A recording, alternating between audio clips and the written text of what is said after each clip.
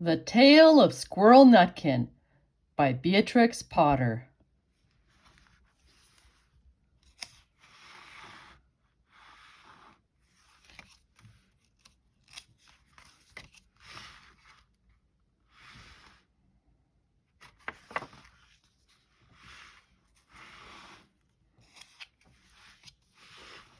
This is a tale about a tale that belonged to a little red squirrel, and his name was Nutkin. He had a brother called Twinkleberry and a great many cousins. They lived in a wood at the edge of a lake.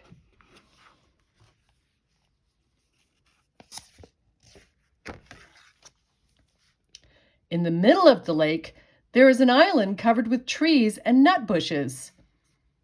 And amongst those trees stands a hollow oak tree, which is the house of an owl who is called Old Brown.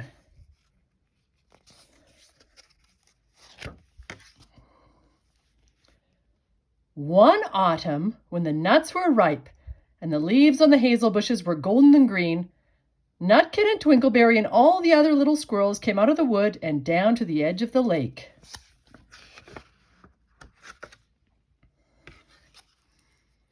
They made little rafts out of twigs, and they paddled away over the water to Owl Island to gather nuts. Each squirrel had a little sack and a large oar, and spread out his tail for a sail.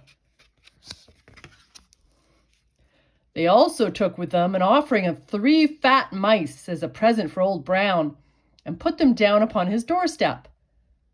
Then Twinkleberry and the other little squirrels each made a low bow, and said politely, "Old Mr. Brown, will you favor us with permission to gather nuts upon your island?" But Nutkin was excessively impertinent in his manners.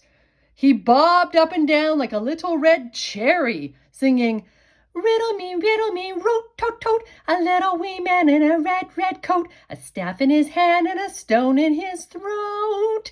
If you tell me this riddle, I'll give you a groat. Now this riddle is as old as the hills. Mr. Brown paid no attention whatever to Nutkin. He shut his eyes obstinately and went to sleep. The squirrels filled their little sacks with nuts and sailed away home in the evening.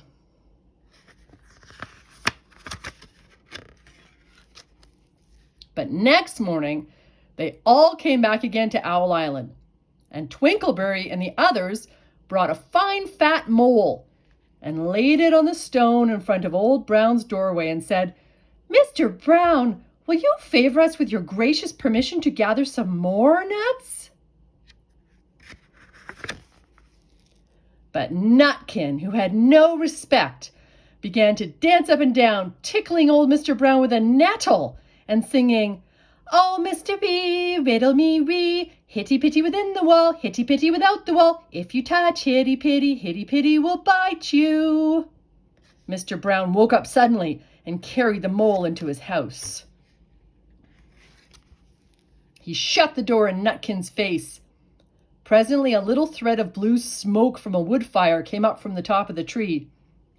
And Nutkin peeped through the keyhole and sang, "A house full, a hole full, and you cannot gather a bowl full."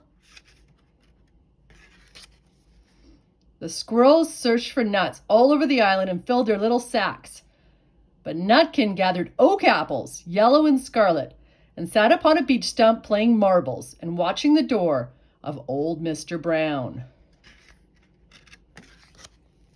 On the 3rd day, the squirrels got up very early and went fishing. They caught 7 fat minnows as a present for Old Brown. They paddled over the lake and landed under a crooked chestnut tree on Owl Island.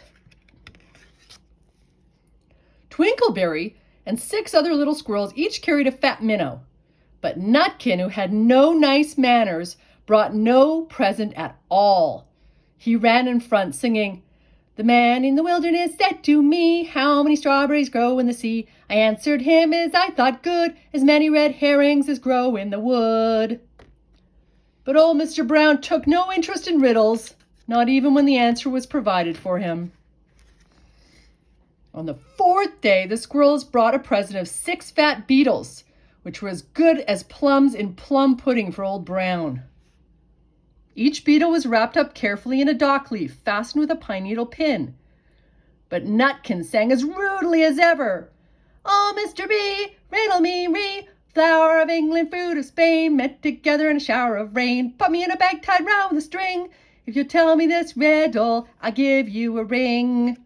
Which was ridiculous of Nutkin because he had not got any ring to give to Old Brown. The other squirrels hunted up and down the nut bushes, but Nutkin gathered robin's pincushions off a briar bush and stuck them full of pine needle pins. On the 5th day, the squirrels brought a present of wild honey. It was so sweet and sticky that they licked their fingers as they put it down upon the stone.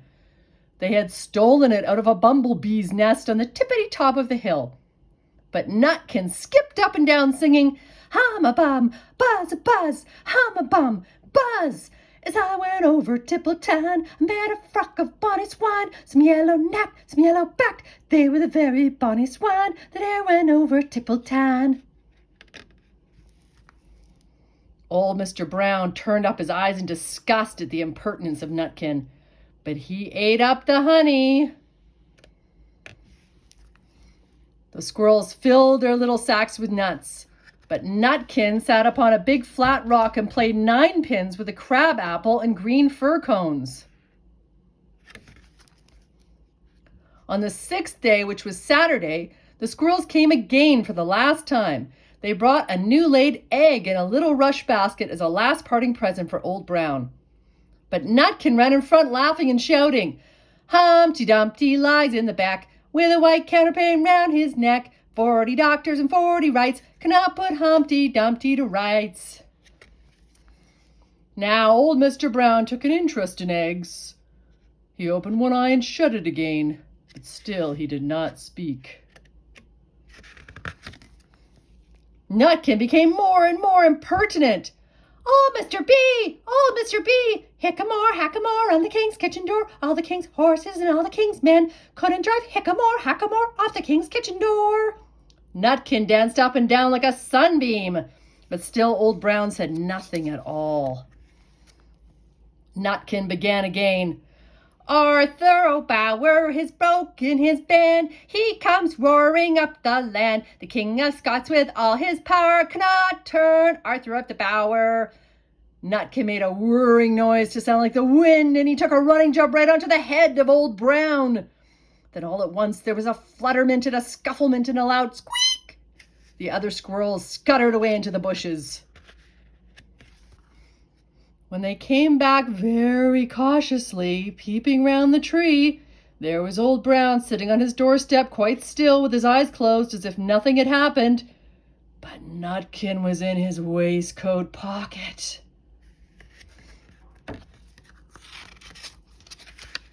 This looks like the end of the story, but it isn't. Old Brown carried Nutkin into his house and held him up by the tail, intending to skin him. But Nutkin pulled so very hard that his tail broke in two, and he dashed up the staircase and escaped out of the attic window. And to this day, if you meet Nutkin up a tree and ask him a riddle, he will throw sticks at you and stamp his feet and scold and shout, "The end."